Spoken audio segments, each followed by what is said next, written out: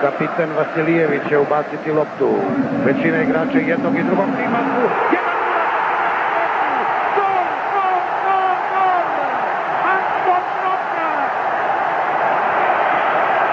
49. minut.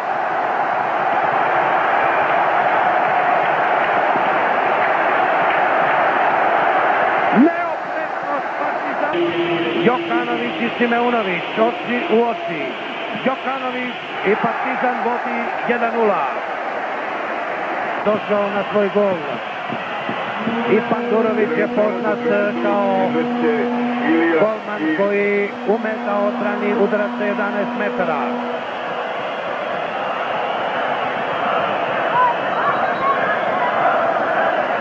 Veliki fudbalski rulet na stadionu Crvene zvezde.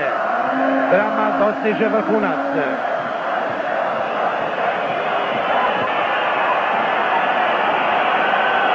Desetak metara. Jokić daje znak. Ivić i 1-1. Treba da iznervira Krčmanevića, ali nije uspeo.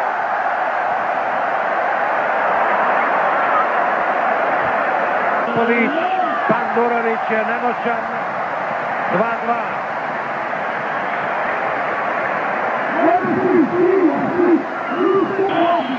Šta će uraditi Mijatović?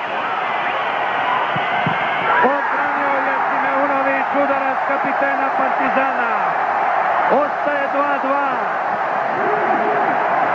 Crvena zvezda je u prednosti.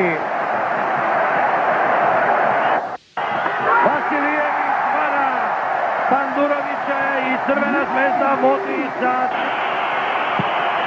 Gudelj je siguran. 3-3.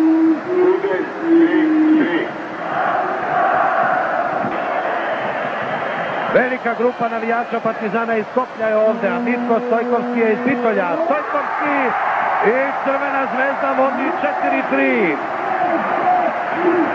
Poslednji izvođač za Partizan.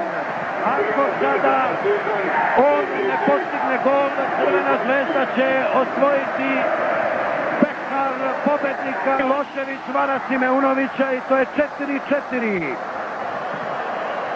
Da li će Crvena zvezda osvojiti pehar, zavisi od ovog udarca.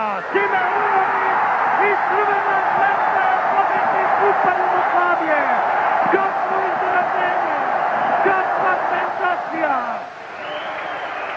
kakva radost fudbalera višestrukog prvaka. Sada 13 pobednika.